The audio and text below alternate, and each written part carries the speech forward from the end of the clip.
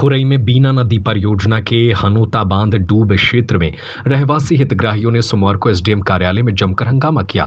दरअसल दावा आपत्ति को लेकर रहवासी डूब प्रभावित हितग्राहियों का शिविर आयोजित किया गया था, जिसमें पिछले शिविर में दावा आपत्तियों के निराकरण के बाद उन्हें पिछली दावा आपत्ति के बाद कलेक्टर द्वारा जारी किए गए निर्णयों को बताया जा रहा था, जिससे सभी 140 हितग्राही असहमत नजर आए, जिसके बाद अधिकारी उनके सवालों के ठीक से जवाब नहीं दे पा रहे थे।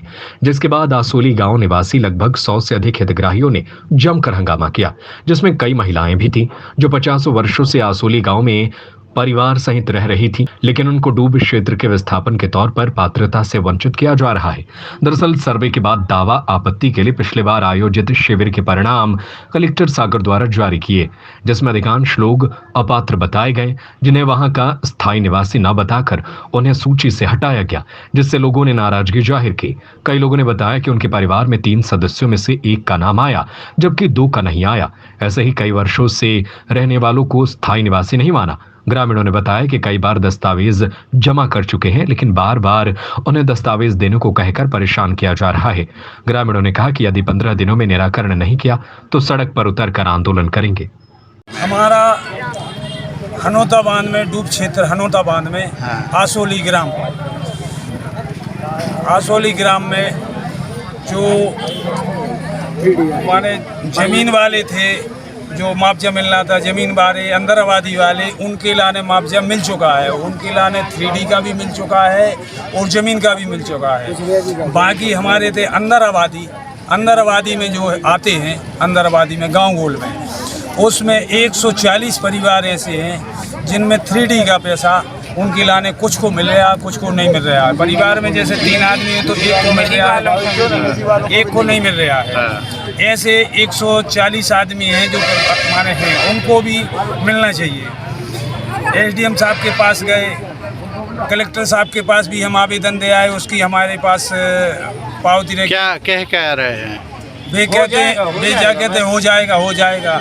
अभी हमने निराकरण में उनने जो निराकरण लास्ट निराकरण 7 तारीख का था, 7 तारीख को 7 तारीख का था। 7 तारीख को कोई निराकरण नहीं हुआ। आज 3 तारीख को 28 को बुलाया। 28 को बुलाया। अब क्या कह रहे हैं? 28 अब ये कह रहे हैं कि वो आपकी है, आप कोर्ट में या कहीं भी केस लगाओ। अब तो बताओ, हम कोर्ट में केस लगाएंगे, पैसा लगेगा हमारा। हम भूमिहीन हैं, हम लोग माने ज़मीन हम लोगों के पास है नहीं है, केवल मकान है और आईडी का पैसा मिलना है। अब हम लोग अगर कुछ यही पैसा कोर्ट में लगाएंगे, वकीलों को देंगे, हम लोगों को क्या बचेगा? हमारा लड़का पुष्पेंद्र पिता रामनाथ तिवारी, ग्राम आसोली घाट, इनकी 11 की धारा में 18 वर्ष 11 माह का हो चुका है। बांध वालों ने कहा है ये लड़का पात्र है।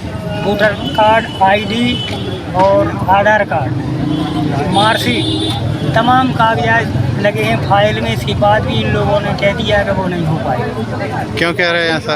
आप क्या बात, तो हमने भी उन लोगों से पूछी कि ऐसी वजह क्या है, तो वजह बताई नहीं रहे क्या वजह है। मकान के बदले मुआवजे की बात कर रहे हैं। इनको अभी तक निराकरण में जो आया उससे आशा में थे। क्या कहना, ये क्यों आकर ऐसा हो रहा है? उनकी आपत्ति ली गई थी, आज उनको निराकरण पढ़ के सुनाना था, उनको सुनाए जा रहे हैं, उनसे दस्तखत दिए जा रहे हैं। अगर वो सहमत है तो सहमत लिख रहे हैं, वो असहमत है असहमत लिख रहे हैं। लेकिन ये बार थोड़ी आखिर हो क्या, और आखिर वो कब तक चक्कर लगाएंगे? अब ये तो अधिकारी जाने, उच्च अधिकारी निर्णय लेंगे। तो आखिर सर्वे में गलती क्यों बार हो रही? अगर सर्वे में गलती हुई तो सर्वे जाँच कराई दोबारा से, अगर गलती हुई है तो।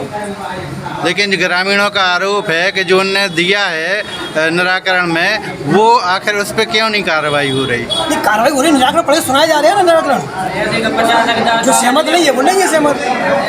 अब क्या होगा? दोबारा बुलाएंगे अधिकारी, सहमति को सहमत बदलेंगे। अब तक कोई अधिकारी अपने प्रमाण प्रस्तुत करेंगे, वो जिस आधार पर असहमत किया गया उनको, और सहमत के प्रमाण प्रस्तुत करना पड़ेगा उनको। प्रमाण पत्र तो वो कई बार दे चुके हैं, लेकिन कुछ लोगों के नाम आए हैं, कुछ के नहीं आ रहे। यही तो त्रुटि है। जी तो जांच का विषय इनको रखना चाहिए ना, तो ऐसा क्यों हो रहा है? हम लोग